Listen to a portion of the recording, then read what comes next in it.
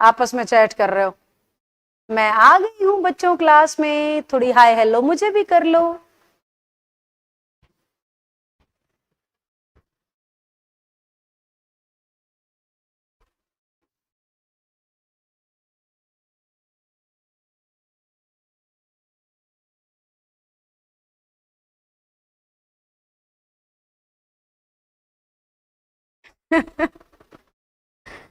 Still ओह finally ध्यान मुझ पे आ ही गया। चलो सभी को गुड मॉर्निंग, गुड आफ्टरनून, नमस्ते, राम राम, सत श्री अकाल। क्या हाल चाल?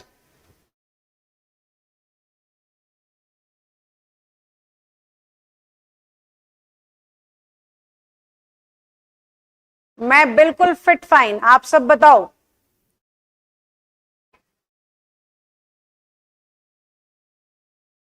स्क्रीन पे जो आपको बुक दिख रही है ये HSSC डी ग्रुप वाले बच्चों के लिए परफेक्ट बुक है, अगर उनकी इंग्लिश खराब है तो। नहीं आशी, मैसेज तो नहीं बताया मुझे आपका किसी ने, नहीं बताया बेटा।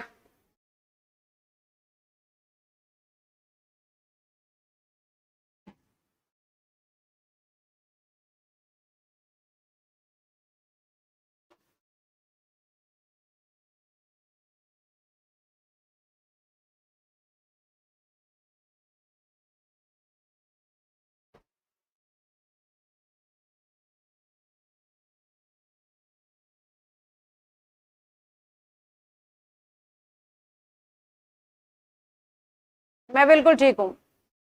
हाँ, HSSC डी ग्रुप वाले बच्चे पढ़े बस इस बुक को, और कोई नहीं। HSSC का पेपर है ना अभी कुछ दिनों में, तो उसमें ये किताब खूब काम आएगी। सिर्फ इसको भी पूरा कर लोगे तो बहुत हेल्प मिलेगी। आओ, आज हमारा प्रोनाउन का लास्ट टाइप डिस्कस हमने करना है, प्रोनाउन कंप्लीट हो जाएंगे। और आखिरी टाइप हम क्या डिस्कस कर रहे हैं? Personal pronoun. तो क्या आप सब तैयार हैं? कल शाम को बात करेंगे। आशी नहीं करी मुझसे बात, डिस्कशन भी नहीं करा, पर गलती उसकी भी नहीं है। कल मैं 5-1 मिनट ही बात कर पाई थी, फुर्सत ही नहीं मिली मीटिंग लेने की। 5 मिनट मुश्किल से निकली थी, बैचेस इतने ज्यादा हो गए।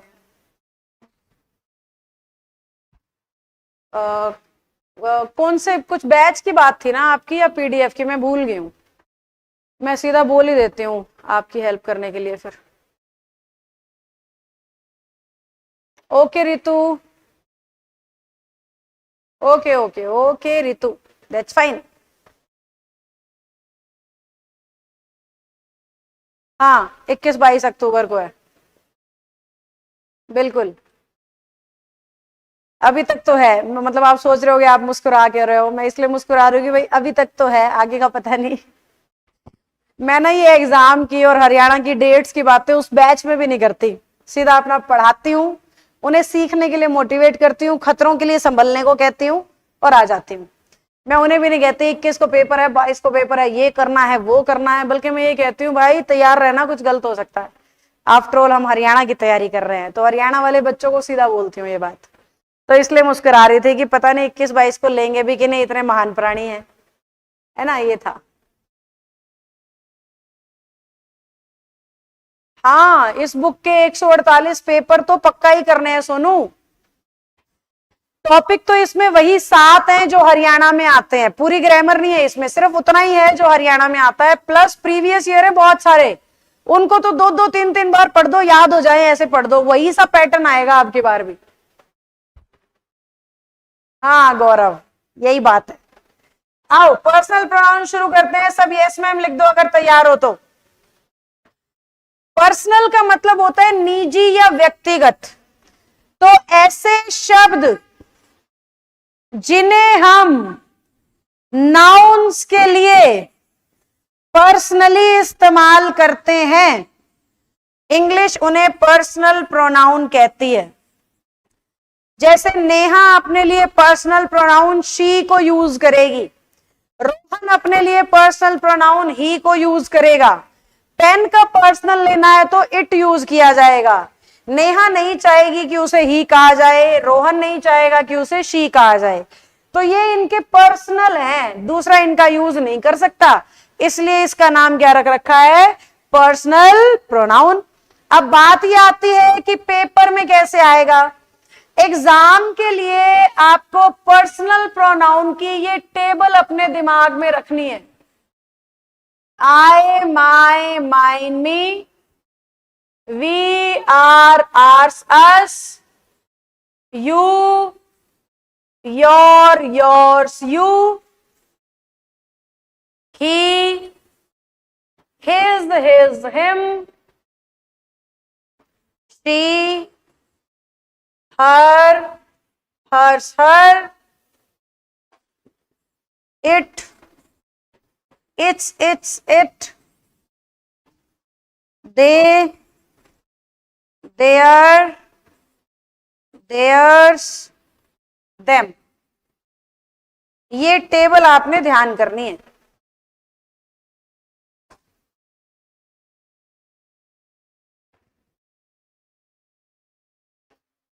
मैं पीती रहूंगी रक्षाना। ये टेबल ऑलमोस्ट हर एरर आपको कराने में सक्षम है, पर टेबल ऐसे नहीं याद करनी जैसे अभी लिखी हुई है। आपको ऐसे याद करना है कि ये वाला जो कॉलम है ना, इसे सब्जेक्टिव केस में माना गया है। सब्जेक्टिव, क्योंकि ये हमेशा सब्जेक्ट की जगह आते हैं। इसे ऑब्जेक्टिव केस में माना गया है क्योंकि ये हमेशा ऑब्जेक्ट की जगह आते हैं। इस वाले रो को पोजेसिव एडजेक्टिव कहा गया है और इसे पोजेसिव प्रोनाउन कहा गया है। प्रोनाउन वो हैं जो नाउन की जगह पे आए, एडजेक्टिव वो हैं जो नाउन या प्रोनाउन की विशेषता बताएं। एडजेक्टिव वो हैं जो नाउन या प्रोनाउन को मॉडिफाई करे, नाउन या प्रोनाउन में कुछ ऐड करे। समझे? तो हमें इस कॉलम को क्या मानना है, सब्जेक्ट। सब लिखो, I, we, you, they subject, me, us, you, him, her object, my, our, your possessive adjective, mine, ours, yours, his, hers possessive pronoun. अभी टेबल से मिलवा रही हूं, फिर बताऊंगी पेपर में कैसे काम आएगी ये टेबल। दूसरी बात आपको ये याद रखनी है, इस कलर पे ये भी दिख जाए शायद थोड़ा अलग। इन्हें फर्स्ट पर्सन कहते हैं, इसे सेकंड, और इन सबको या किसी के भी नाम को थर्ड पर्सन। तो ये पहली वाली दोनों रो फर्स्ट पर्सन यानी बोलने वाले, दूसरी वाली रो सेकंड पर्सन यानी सुनने वाले, जिसके बारे में बात करते हो उसे कहते हैं थर्ड पर्सन। समझे? टेबल का बस इतना ही आपको पता होना चाहिए, पर्सन और नंबर, पर्सन और केस। नंबर बच्चों को पता होता है कि आई सिंगुलर है, वी प्लूरल है, यू सिंगुलर प्लूरल दोनों है, ही, शी, इट सिंगुलर है, और ही, शी, इट तीनों का प्लूरल दे है। ही, शी, इट तीनों का प्लूरल दे है। यहीं से पढ़ाना शुरू कर देती हूँ। सबसे पहला रूल यही ध्यान कर लो कि ही का, शी का या इट का अगर प्लूरल करना है आपको तो वो शब्द क्या माना जाता है, दे। कैसे मैम?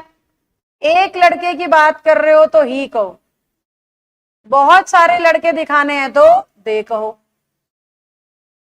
ठीक है? एक लड़की की बात कर रहे हो तो इट कहो, एक लड़की की बात कर रहे हो तो इट, बहुत सारी लड़कियों की बात कर रहे हो तो दे। ऐसे ही एक पेन की बात कर रहे हो तो इट, बहुत सारे पेन्स की बात कर रहे हो तो दे। ये बातें हैं, मतलब रूल तो ये है, पर इस तरीके से वो आपको कंफ्यूज करता है। एक बर्ड की बात कर रहे हो तो इट, और बहुत सारे बर्ड्स की बात कर रहे हो तो दे। एक घोड़े की बात कर रहे हो तो इट, और बहुत सारे घोड़ों की बात कर रहे हो तो दे। एक टीचर की बात कर रहे हो तो इट, बहुत सारे टीचर्स की बात कर रहे हो तो दे। समझ रहे हो बेटा, इस एक रूल के अंदर बड़े सारे रूल छुपे हुए हैं, ध्यान से देखो। यहां तक तो हमें पता होता है एक लड़का ही दे, बड़ी सारी लड़कियां दे ही, ओ सॉरी इतनी शी, मैं भी नींद में हूं शी, एक लड़की शी और बहुत सारी लड़कियां दे, समझे। अब बर्ड यानी नो, जितने भी बर्ड्स या एनिमल्स हैं, जितने भी पक्षी जीव जंतु हैं, सबको इट माना गया है इंग्लिश में, तो उनका प्लूरल क्या बनता है, दे। जितने भी कॉमन जेंडर हैं, जितने भी कॉमन जेंडर जिन्हें देख के जेंडर का पता ना लगे, उन्हें भी इट लेते हैं उनका पर्सनल प्रोनाउन, और ज्यादा होने पर दे, समझे। अब हमने ये सीखा है नॉन लिविंग के लिए इट लगता है और दे लिविंग के लिए लगता है, तो मैं ये भ्रम मिटा रही हूं, दे नॉन लिविंग के लिए भी लगता है और इट लिविंग के लिए भी लगता है, देखो समझ रहे हो। तो ये रूल एक है, लेकिन इसके कई सारे पहलू हैं जहां पे वो आपको फंसा सकता है। जल्दी बताओ, पहला रूल क्लियर हुआ कि नहीं हुआ? थम्स अप चाहिए, मैं चेयर पे बैठ रही हूं।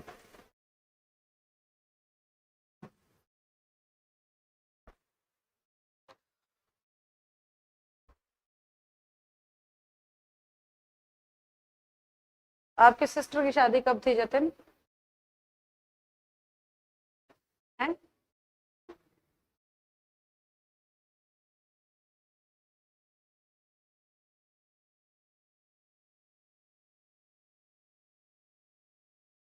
Good. Now move two point number 2। Point number 2 कहता है कि इंग्लिश की किसी भी लाइन में अगर लेट दिखे, बट दिखे, बिटवीन दिखे, एक्सेप्ट दिखे,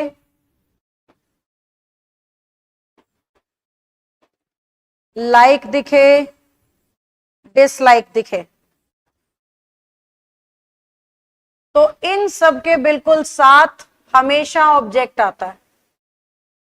इन सब के बिल्कुल साथ हमेशा ऑब्जेक्टिव केस आता है। जैसे कि हमेशा आपने सुना होगा let me help you, pronoun table ही तो बताएगा ऑब्जेक्ट क्या होता है। टेबल का इतना ही रोल होता है बस कि आपको ऑब्जेक्टिव, सब्जेक्टिव, पोजेसिव पहचानना आ जाए। तो इंग्लिश कहेगी लेट मी, अगर वो लिखेंगे ना लेट आई, लेट माई, सब गलत है, लेट मी, समझे। There is no secret between you and me कहते हैं।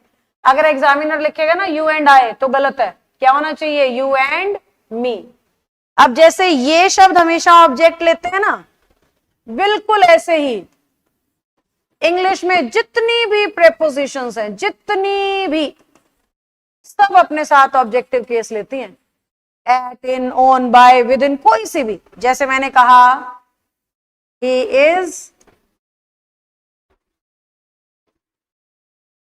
Laughing at me, him, her, them, यही सुना होगा आपने। कभी ऐसा नहीं सुना होगा he is laughing at I, he is laughing at you. हमेशा आपने ऑब्जेक्टिव केस देखा होगा। तो प्रेपोजिशंस भी हमेशा अपने साथ ऑब्जेक्टिव केस लेती हैं।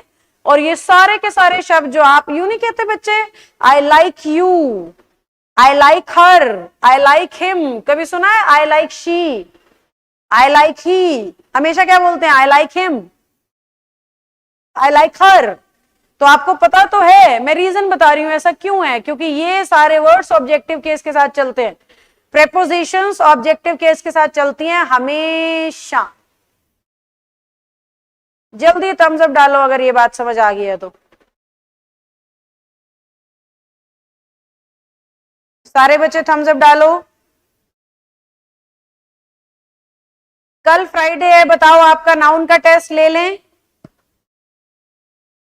ये भी बताई दो लगे हाथ। आज मैं प्रोनाउन पक्का कंप्लीट कर दूंगी। मैंने यही कहा था कि प्रोनाउन पूरा होने तक आप नाउन रिवाइज कर लो, फिर आपका नाउन का ढंग से टेस्ट लेंगे। उस दिन तो मजबूरी में दिया था टेस्ट मैंने, नया टेस्ट बनाऊंगी आपके लिए नाउन का। बोलो यस मैम लिखो अगर सब चाहते हैं कि यस मैम कल आप टेस्ट ले लो, हम देना चाहते हैं नाउन का टेस्ट ढंग से। बताओ 50 क्वेश्चन नाउन के डाल दूंगी और 50 सिनोनिम्स, 100 नंबर का टेस्ट हो जाएगा। बोलो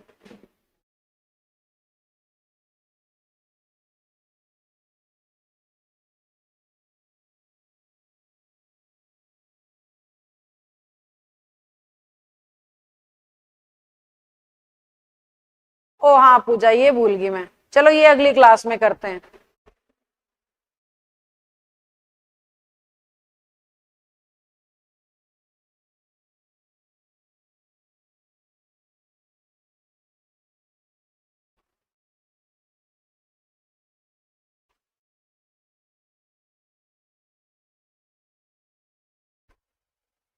कल शिवम, कल कल फ्राइडे है ना, आज वेडनेसडे है, थर्सडे, थर्सडे है ना, तो कल ही हुआ बेटा फ्राइडे।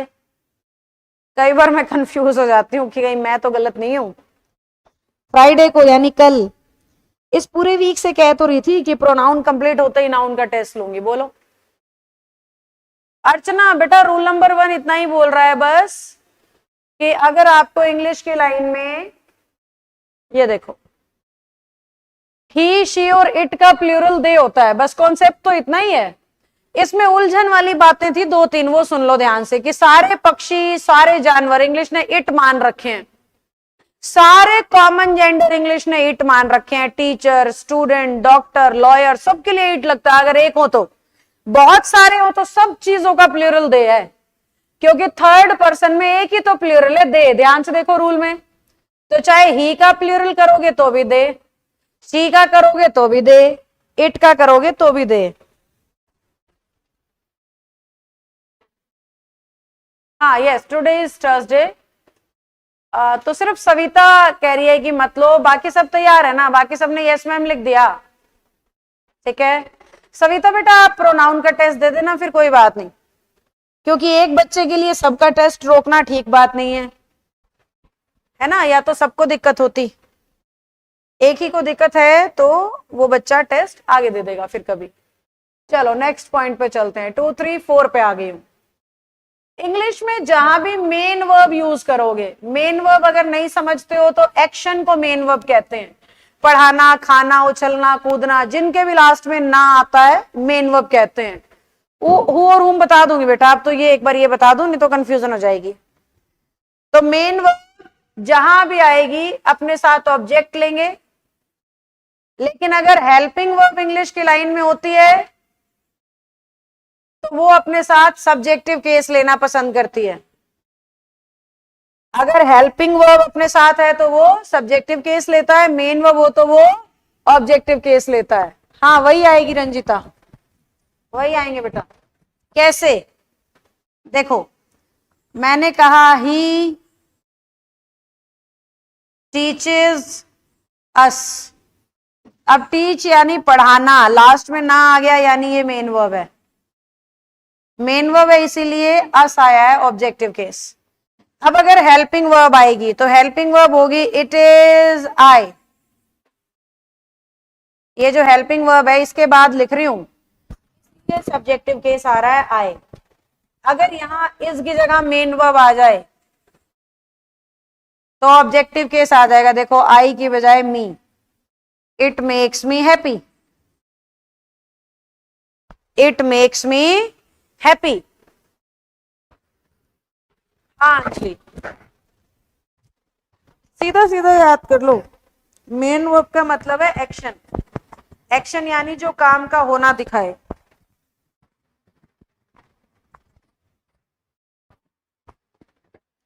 और काम का होना हमेशा हिंदी मीनिंग में ना मिलता है।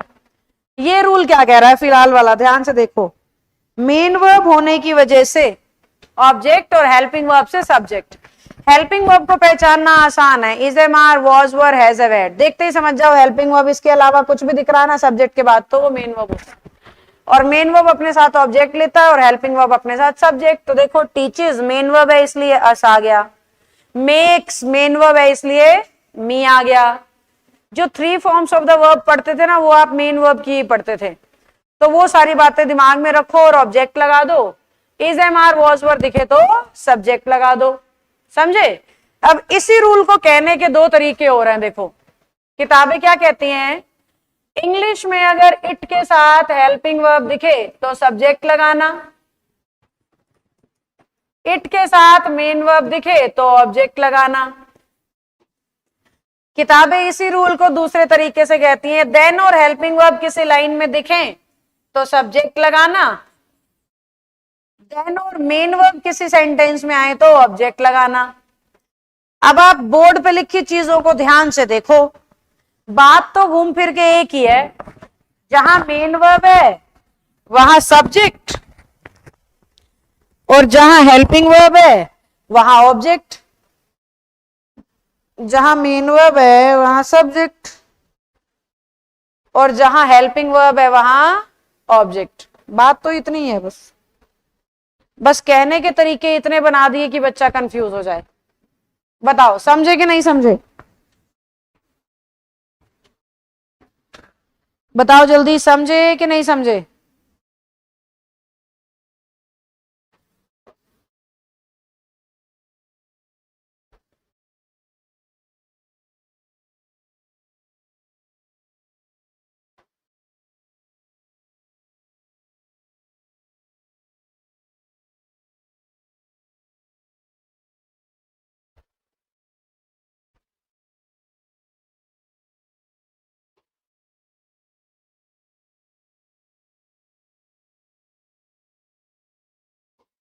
यस, उल्टा बोल दिया।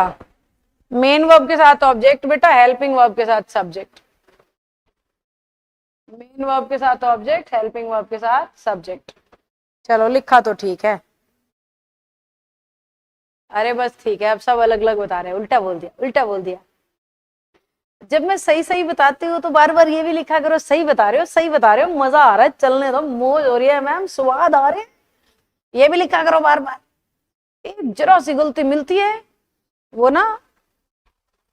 एक बार हुआ था, जैसे मैं टीचर हूं आपको पढ़ा रही हूं, ऐसे ही आइंस्टाइन साहब भी टीचिंग कर रहे थे, अपने बच्चों को पढ़ा रहे थे, सामने छोटे छोटे बच्चे बैठे थे, और उन्होंने 9 की टेबल लिखनी शुरू करी। 9 की टेबल यानी 9 का पहाड़ा लिखना शुरू किया, 9 एकम, 9 दूनी, 9 तिया, ऐसे।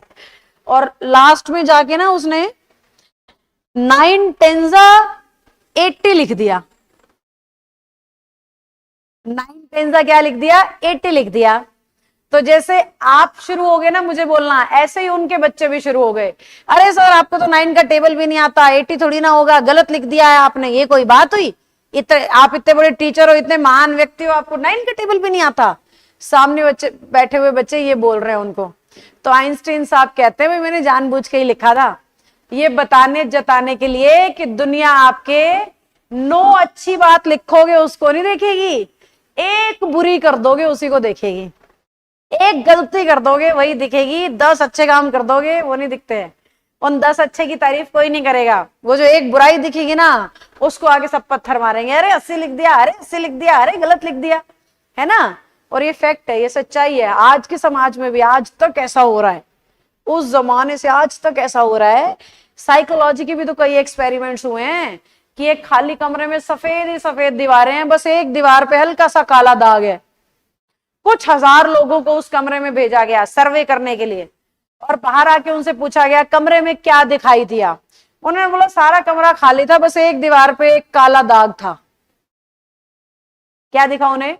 दीवार पे काले रंग का निशान है, एक दीवार पे। सब उसको देख के आए हैं, सारी दीवार सफेद है, कमरा एकदम साफ है, वो नहीं दिखा। एक दीवार पे काला धब्बा था, वो दिख रहा है। समझे?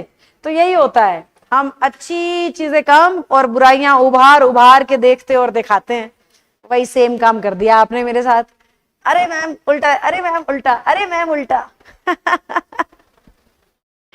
है ना? चलो थम्स अप डालो अगर यहां तक की बात बन गई है तो। एक एग्जाम्पल और लिख देती हूं और अच्छे से बात बन जाएगी हमारी। मैंने कहा ही इज बेटर देन मी। आप में से कोई गलती बता सकता है? आप में से कोई गलती बता सकता है?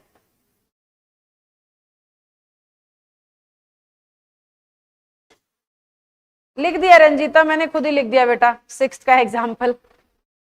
बताओ बता सकते हो गलती? क्या गड़बड़ कर रही हूं मैं, ढूंढो।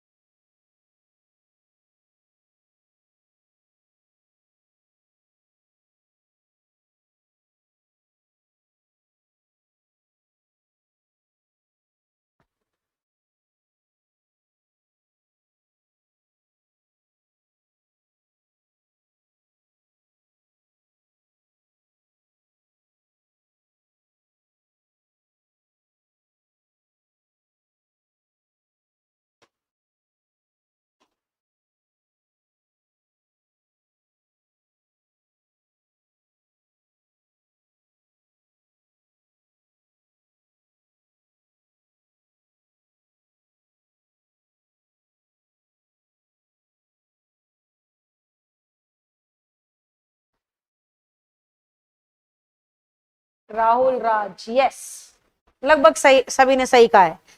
इज हमारी हेल्पिंग वर्ब है, सेंटेंस में मेन वर्ब है ही नहीं, और हेल्पिंग वर्ब होती है ना तो सब्जेक्टिव केस आता है, ऑब्जेक्टिव नहीं आता। और ये एक ऐसा सेंटेंस है जो ज्यादातर दुनिया स्पोकन में ऐसे ही बोलती है, he is better than him, you are better than me, she is better than her, हमेशा ऑब्जेक्ट लगाएंगे, जबकि हेल्पिंग वर्ब में आना चाहिए हमेशा सब्जेक्ट, है ना। तो ये एक ऐसी गलती है जो खूब मिलती है। चलो, यहां तक की बातें मेरे ख्याल से अब समझ आ गई होंगी। आओ तो आगे बढ़ते हैं। वो उस बच्चे ने कहा था मैम हु और हुम बता दो, तो बीच में ही डाल दिया मैंने ये रूल, हालांकि ये इंटेरोगेटिव या रिलेटिव से कनेक्टेड होता है। हु इंग्लिश में तब लगाते हैं जब सब्जेक्ट को रेफर करना हो, और हुम तब लगाते हैं जब ऑब्जेक्ट को रेफर करना हो। यानी जहां जहां सब्जेक्ट की बात कर रहे हो हु लगाते चलो, जहां जहां ऑब्जेक्ट के लिए लगाना है हुम लगाते चलो। कैसे? मैंने कह दिया Rohan who is an intelligent boy is there to help you। और एक सेंटेंस मैंने लिखा, a lady came inside with a baby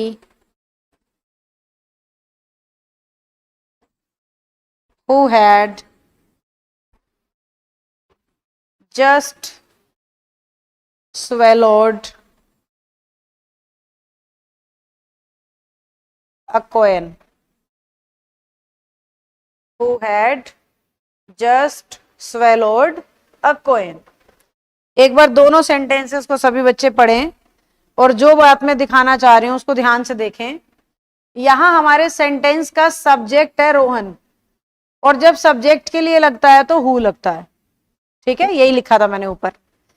यहां लेडी है सब्जेक्ट और बेबी है object. A lady came inside with a baby, एक औरत एक छोटे बच्चे के साथ अंदर आई जिसने अभी अभी सिक्का निगल लिया था। तो अब सिक्का आप बताओ, लेडी ने निगला के बेबी ने? सिक्का निगलने वाला कौन है, लेडी या बेबी? सोचो किसने निगला होगा सिक्का। मैं अपने छोटे बच्चे के साथ डॉक्टर के पास गई और मैं बोल रही हूं भाई सिक्का निगल लिया अभी अभी, तो डॉक्टर क्या समझेगा, मैंने कि बच्चे ने? लेडी बच्चे के साथ अंदर आई तो सिक्का किसने निगला, लेडी ने या बच्चे ने? अंडरस्टूड है ना, बच्चे ने। और बच्चा कौन है सेंटेंस का, ऑब्जेक्ट, यानी आगे बात बच्चे की चल रही है। अब बात बच्चे की चल रही है तो हु तो सब्जेक्ट के लिए आता है, क्या लगाओ, हुम लगाओ, बस इतना सा करना है बेटा। हु और हुम का जो भी बच्चा पूछ रहा था, नाम मुझे याद नहीं है, तो ऊपर रोहन की बात हो रही है इसलिए हु, नीचे बेबी की बात हो रही है इसलिए हुम। अब इसी सेंटेंस को मैं बोलूं, a lady came inside with a baby who was very tall and beautiful, who was very tall and beautiful। अब tall भी और beautiful भी तो ज्यादा इशारा हो रहा है लेडी की तरफ, इसलिए who होना चाहिए। तो आपने ये देखना है, सब्जेक्ट की बात करे who, ऑब्जेक्ट की करे whom, बस इतनी ही बात है। डालो थम्स अप अगर बन गई बात तो।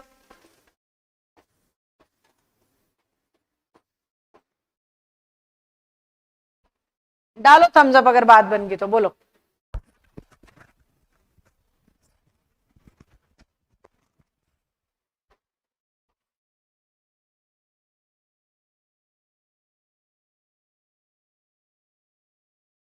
समझ गए? चलिए पॉइंट नंबर 8।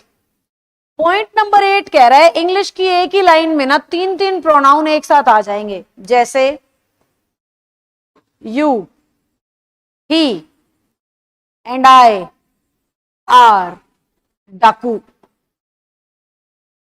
समझ गए? एक हमने कहा I, you and he are laborious.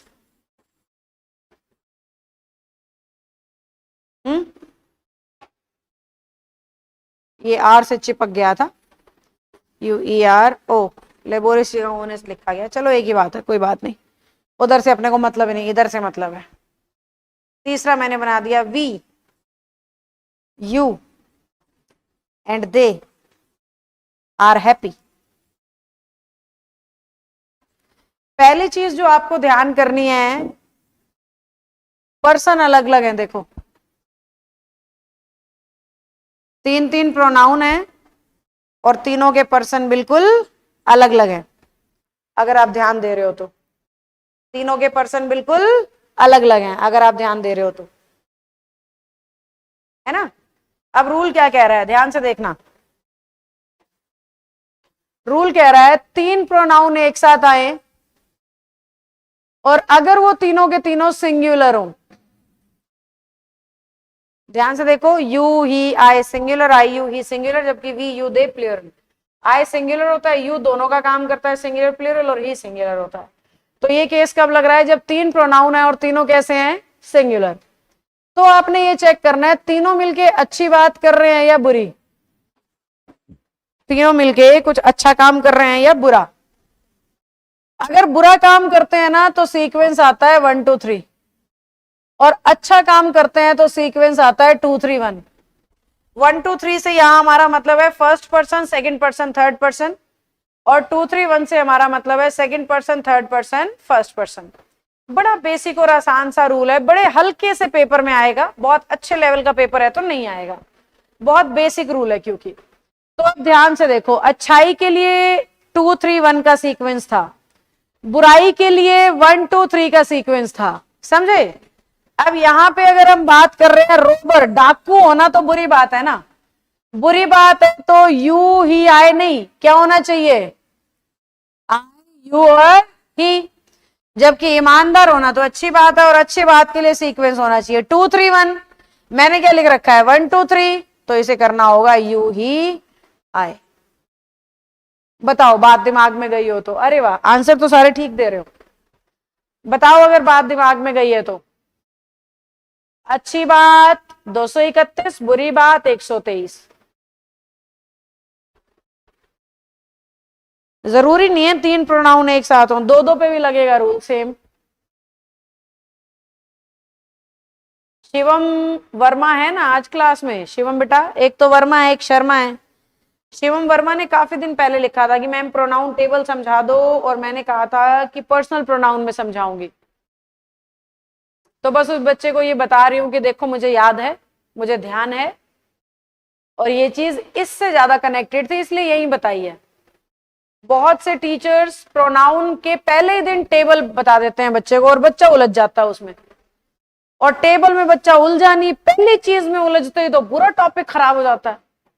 इसलिए मैं पहले करा देती हूँ सिंपल सिंपल छोटे छोटे टाइप्स, और सबसे लास्ट में ये टेबल वाले चक्कर में फंसाती हूँ, ताकि बच्चों को कॉन्फिडेंस आए ना कि डर लगे, है ना बच्चों। तो मेरे ख्याल से प्रोनाउन में ठीक ठाक सा कॉन्फिडेंस आ रहा होगा। बाकी आज आप रूल बुक से सारा कर लेना इसको, सॉरी ऑफलाइन वाली लाइन बोल गई, आज आप पीडीएफ से सारा कर लेना। देवानंद महंती, मेरे को नहीं समझ आया, आपस में कुछ बात कर रहे हो। पीडीएफ से इसको कर लेना आज, सारे टाइप के नीचे 5 5 क्वेश्चन है, सारे सॉल्व कर लेना, ठीक है। हाँ शिवम बेटा, गुड। अब अगली बात सुनो, अगर ये तीनों प्लूरल हो जाएं तो अच्छी बात या बुरी बात कोई फर्क नहीं पड़ता, सीक्वेंस चाहिए 1 2 3। अगर तीनों प्रोनाउन प्लूरल हो जाएं तो चाहे बात अच्छी चाहे बात बुरी, सीक्वेंस क्या चाहिए 1 2 3।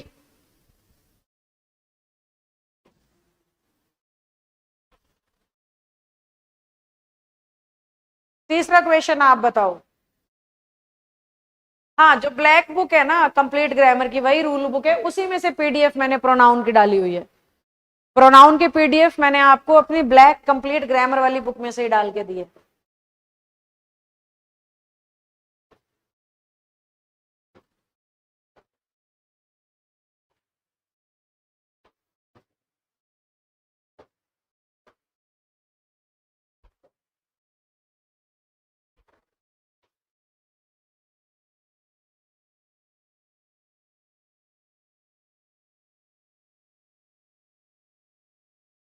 यस, ऑलरेडी सही है ये, क्योंकि वी फर्स्ट पर्सन है। प्रोनाउन की बुक फ्लिपकार्ट पे कल तक आ जाएगी, शायद कल परसों में ट्राई करना, मिल जाएगी। Yes Ranjita, pronoun is from black book, जो आपको मैंने दे रखा है। ओवर प्रैक्टिस बुक मैं आपके बैच में मंडे से शुरू कर दूंगी। अब मंडे से हम शुरू करेंगे प्रोनाउन की प्रैक्टिसेस, ठीक है। प्रोनाउन के भी 1000-1200 क्वेश्चन सॉल्व करेंगे हम। ओ, पहले नाउन के प्रीवियस ईयर कराऊंगी, मुझे याद है वो बीच में रुके हुए हैं। नाउन के प्रीवियस ईयर होंगे पहले, फिर प्रोनाउन होगा।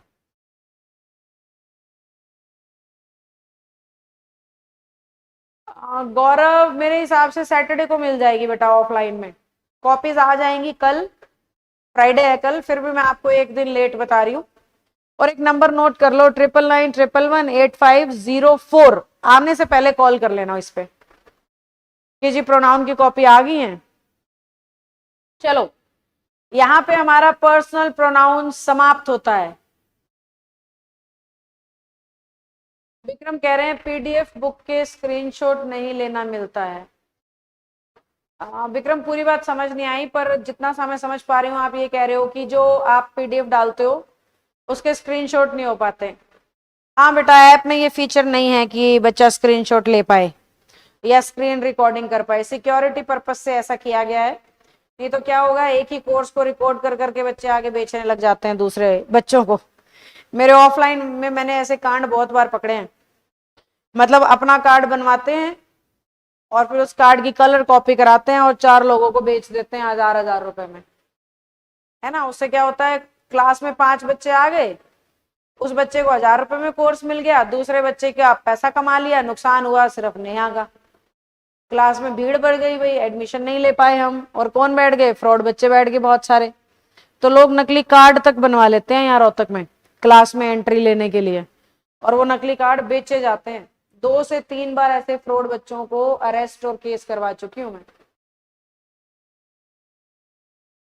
तो इसलिए ऐप बनाते हुए हमने इन बातों का ध्यान रखा और इन चीजों का फीचर हमने ऐड नहीं कराया बेटा। तो इसीलिए ही मैं फ्लिपकार्ट के थ्रू आप लोगों को कहती हूँ बुक लीजिए।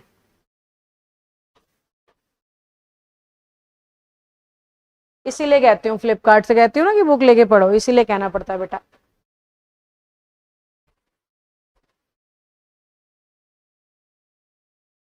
हाँ, क्लास में ही होगा पूजा, कल 12 बजे आपका टेस्ट होगा। कल 12 बजे आपका टेस्ट होगा नाउन का। राहुल राज सिंह, मुझसे बात कैसे कर सकते हो?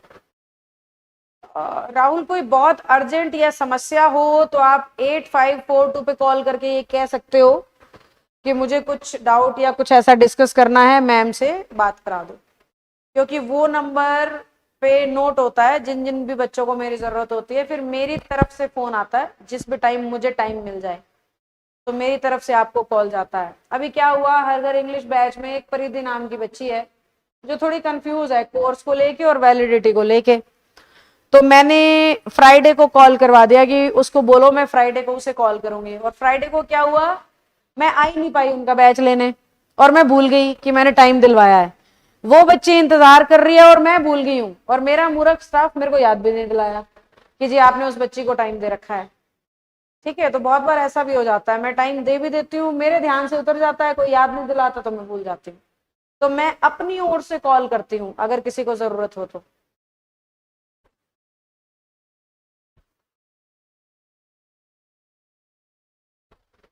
थर्ड में कुछ है ही नहीं बच्चों। आप फ्लिपकार्ट से ले सकते हो विक्रम, फ्लिपकार्ट पे मेरी सारी बुक्स अवेलेबल है बेटा, नाउन की, प्रोनाउन की, वर्ब की, सारी। एक बच्चा बार बार लिख रहा है थर्ड बता दो, थर्ड नो एरर है, क्योंकि वी, यू और दे तीनों प्लूरल हैं, और प्लूरल के केस में एक ही सीक्वेंस है 1 2 3, चाहे बात अच्छी चाहे बात बुरी, हमेशा एक ही सीक्वेंस होगा 1 2 3। चलो, प्रोनाउन पूरा क्लियर हो गया हो तो थम्स अप डाल दो एक बार।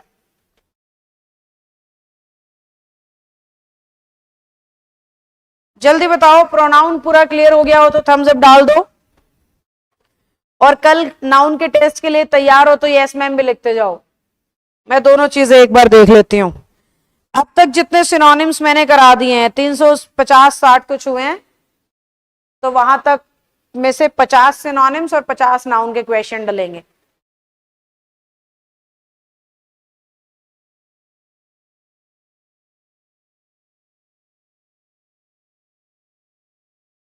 हाँ विक्रम, हर जगह अवेलेबल होगा, फ्लिपकार्ट से हर जगह अवेलेबल होगा बेटा, कहीं से भी आप लेना चाहो ले सकते हो। और अगर फ्लिपकार्ट से ना हो पाए ना विक्रम, तो एक नंबर नोट कर लो बेटा, 9991118504। इस नंबर पे कॉल करके कहना मुझे बुक यहाँ पे कुरियर करानी है।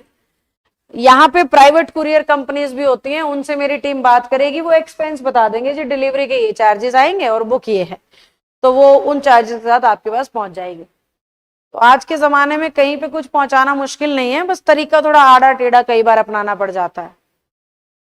हाँ आशी, मुझे याद रह गया तो पक्का, और उसने पूछ लिया तो पक्का ही पक्का।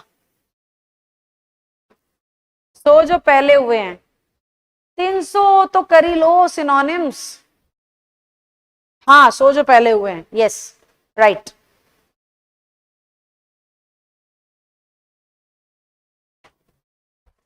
आज यहीं पे ही फ्री करना चाह रही हूं मैं आपको, कुछ मिनट पहले। कोई दिक्कत तो नहीं है किसी को?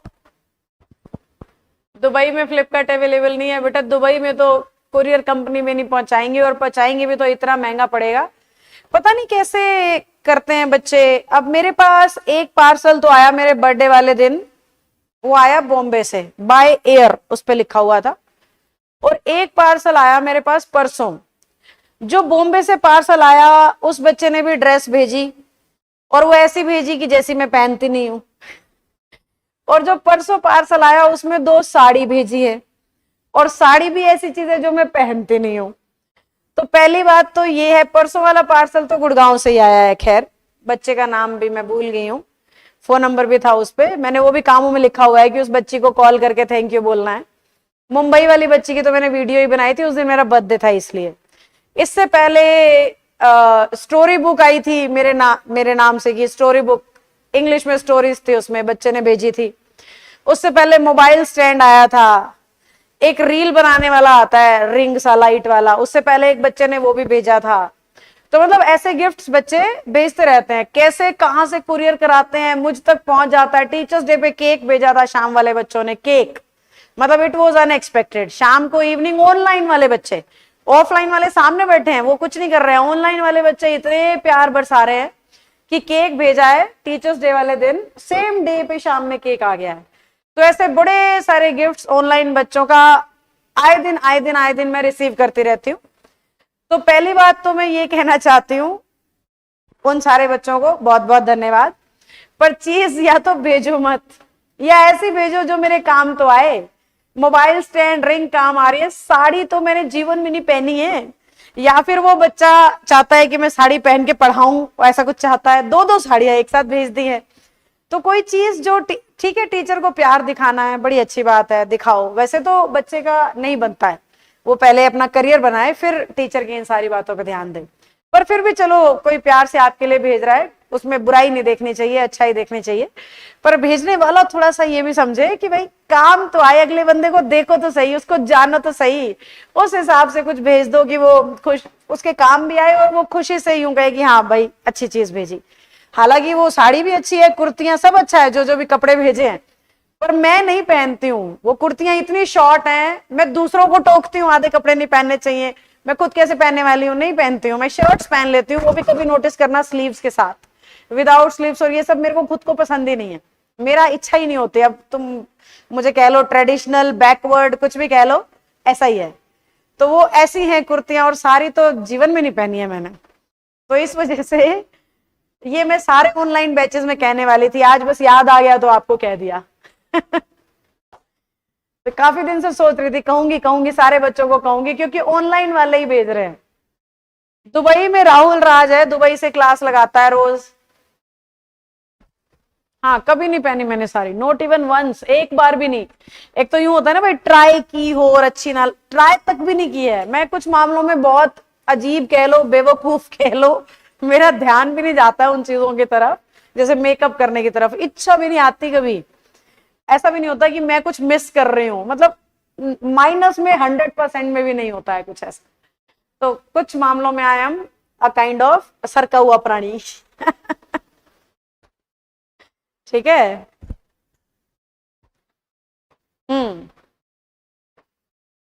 लेक्चर 4, 16 और 20 नहीं चल रही है, कल भी कह रहे थे बच्चे, आज भी कह रहे हैं, इसको ढंग से चेक करके सॉल्यूशन करो।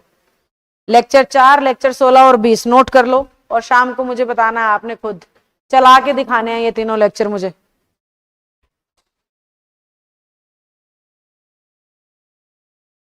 नहीं, ऐप में डाले ही नहीं है, डलवा सकती हूँ मैं, आप कहोगे तो। हाँ रंजीता, वो काफी चमकदार साड़ियां हैं जो भेजी हैं उस बच्चे ने, मतलब येलो, रेड, ऑरेंज और ऐसा कुछ मिक्सिंग है, एकदम ऐसे चटक बटक टाइप की साड़ी है ना। तो बस इसलिए याद आ गया, तो मैंने आपको कह दिया भाई कभी भेजो तो थोड़ा ऐसा चीजें भेजो जो मैं यूज करूं, आपको भी अच्छा लगे, देखो पहना है ना।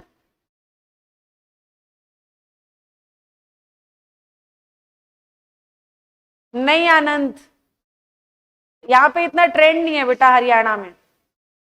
आनंद कह रहे हैं शादी के समय भी नहीं पहनी आपने, हरियाणा में साड़ीज का इतना ट्रेंड नहीं है, कोई कोई पहनता है। मेरी मदर ने भी नहीं, मेरी जो इन लॉ में मदर इन लॉ है उन्होंने भी कभी नहीं पहनी है। मेरी खुद की मम्मी ने कुछ शुरुआती सालों में पहनी थी जब शादी हुई थी, मेरी मदर इन लॉ ने कभी पहनी भी नहीं, उन्हें बांधनी भी नहीं आती है, तो कभी नहीं पहनी है मैंने। नहीं नहीं, it was like a kind of that, क्या कहें उसको, लहंगा कहें कि घाघरा कहें, क्या बोले वो, that kind of it was. हाँ, हरियाणवी ड्रेस भेज दो, मैं पुक्का पहन के क्लास में आ जाऊंगी, मुझे शौक है। वो आते थे ना दामन, हरियाणा वाली महिलाएं पहना करती है, दुपट्टा वट्टा लगा के पूरा आऊंगी मस्त, और पूरा वीडियो बना के दिखाऊंगी, ये देखो बच्चे ने भेजा है, मजा ही आ गया भाई, है ना। तो कह रहा हरियाणवी भेज दे। ट्रेडिशनल चीजें, मैं ये नहीं कह रही साड़ी गलत चीज है, नहीं पहननी चाहिए, पर मैंने कभी नहीं पहनी है, तो मैं कभी पहन के पता नहीं पढ़ाऊं भी कि नहीं पढ़ाऊंगी, मेरे काम की नहीं है फिलहाल। जिन्हें अच्छी लगती है पहनो, जो कंफर्टेबल है पहनो, उसमें कोई बुराई थोड़ी है, वो तो हमारी ड्रेस है, वो तो हिंदुस्तान के लोगों की ड्रेस है। अंग्रेज लोग साड़ी पहन के घूम, उसमें कोई बुराई थोड़ी है।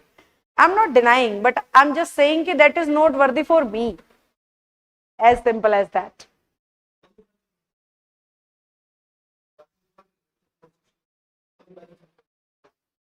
मुझे दिखा देना।